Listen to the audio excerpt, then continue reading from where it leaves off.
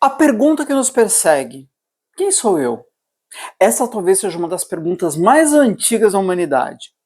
Filósofos, psicólogos, religiões e até artistas passaram séculos tentando explicar e entender essa questão. Mas no meio de tanta correria da vida moderna, muita gente nem percebe que está confundindo duas coisas muito diferentes: o eu sou e o eu estou.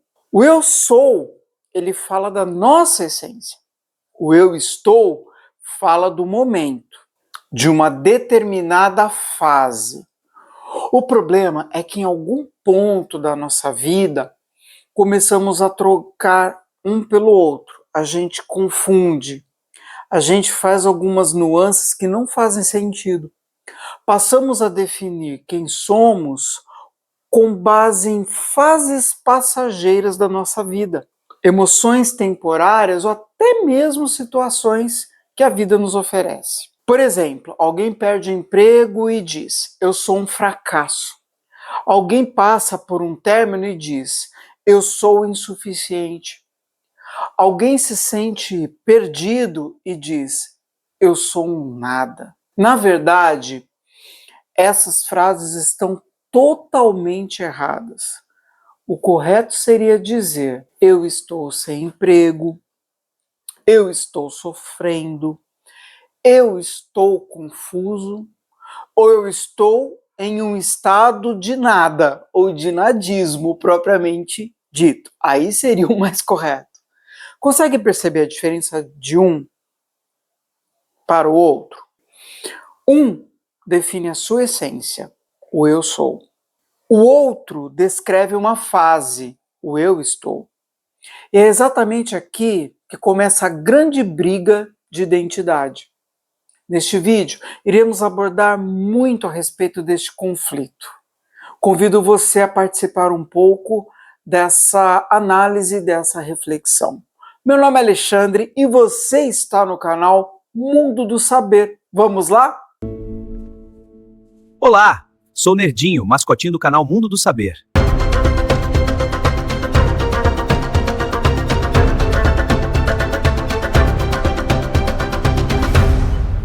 Capítulo 1.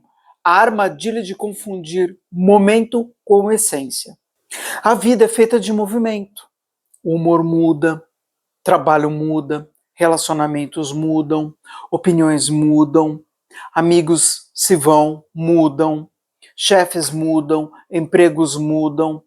A nossa identidade não deveria ser tão frágil quanto as circunstâncias em que nós vivemos. O grande problema é que a sociedade ensinou as pessoas a se definirem pelo que estão vivendo, pelo agora, pelo momento. Se você está rico, você é visto como um vencedor. Se está quebrado, vira fracassado. Se você está feliz, é admirado. Se você está triste, é visto como um problema. E aos poucos, essa visão externa começa a virar uma verdade interna. Você acredita naquilo que as pessoas te julgam, te rotulam. Então se torna parte de você. Acaba se tornando a essência que não deveria existir ali. A pessoa, ela passa a se confundir com a fase em que vive. Ela não diz mais, estou perdido. Ela diz, eu sou perdido. E isso é perigoso, porque momentos passam, mas a identidade que nós temos fica. Quando você transforma uma fase em identidade, você congela a sua história. Eu vou contar uma situação para vocês. Eu sou administrador, ou eu estou administrador. Eu sou músico, ou eu estou músico. Eu sou confeiteiro, ou eu estou confeiteiro. Percebe a diferença? E aí, você está ou você é? Entende a diferença de um para o outro? Capítulo 2. A sociedade que rotula. Desde criança, somos rotulados. O inteligente da sala, o bagunceiro, o tímido, o problemático. E o que começa como uma simples descrição acaba virando uma prisão psicológica. A criança que ouve que é burra começa a acreditar realmente que é burra. Percebe? A que ouve que é difícil passa a acreditar que é difícil. Percebe? Os rótulos viram identidade. E o mais perigoso é que muitas vezes a pessoa nem percebe, ela acredita. Ela passa a viver de acordo com o personagem que criaram para ela. Mas o ser humano, ele não é um rótulo. Um ser humano é um processo. E processos estão sempre em transformação. Capítulo 3. A identidade que se perde na performance. Eu estou tão cansado de falar sobre isso, daqui a pouco vocês vão brigar comigo, de tanto que eu falo sobre redes sociais. Mas vamos fazer uma comparação aqui. Vivemos na era da performance.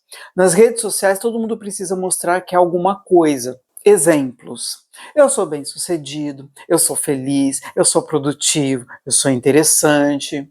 Mas na maioria das vezes, isso não é identidade. É apenas uma performance.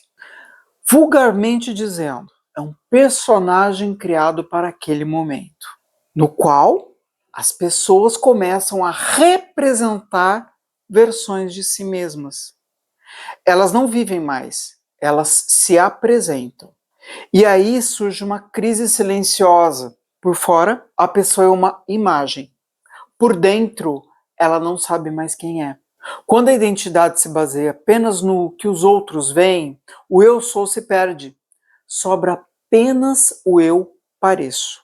Há muitos anos atrás, quando as novelas estavam no auge, quando uma atriz, um ator, eles interpretavam o grande vilão da história, quando eles saíam dos estúdios, a sociedade estava lá fora, os telespectadores, querendo matar aquele ator, aquela atriz. Por quê? De tanto ódio. Porque eles confundiam o personagem com a pessoa. Claro que com a queda das novelas, hoje que quase são poucas as pessoas que assistem, mas com o advento das redes sociais, a gente só mudou de endereço. Saiu da TV aberta e foi para os streams e para YouTube, para as redes sociais propriamente dita. O que nós temos ali? Uma construção de personagem, um estado. Mas as pessoas confundem. Às vezes aquela pessoa que está ali, quando você depara com ela na rua, ela é um outro ser. Então, tem várias frases que eu leio quando fazem críticas de atores e atrizes, que, olha, não queira conhecer fulano na vida real, porque é uma pessoa super chata, insuportável. Por quê? Porque o eu sou e o eu estou são distintos. Você fica fã do personagem, da persona. Às vezes o eu sou, a pessoa dela, o ser humano dela, é decepcionante. Então tem essa diferença.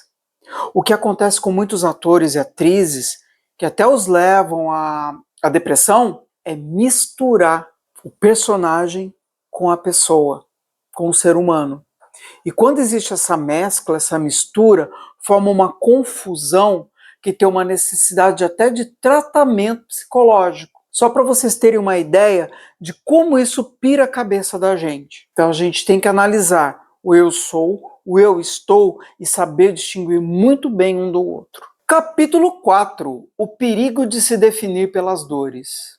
Outra confusão muito comum é definir a identidade pela dor. Alguém que foi traído passa a dizer, eu sou desconfiado. Alguém que foi rejeitado diz, eu sou inadequado. Alguém que foi humilhado diz, eu sou inferior. Mas isso não é identidade. Isso se chama trauma.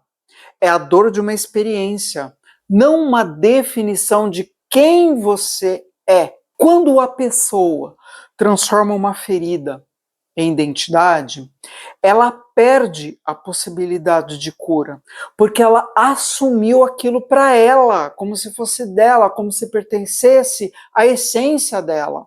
Então a gente transforma aquilo como se fosse permanente e não temporário. Se a ferida define quem ela é, curar-se significaria perder a própria identidade. E então, inconscientemente, ela continua alimentando a dor. E essa dor se torna cada vez maior. se torna parte da essência dela. Então a gente tem que tomar muito cuidado. Como eu sempre disse em alguns vídeos já aqui no canal, eu sempre falo, você precisa se conhecer. O autoconhecimento é muito importante, para que ninguém ouse e se atreva a te rotular.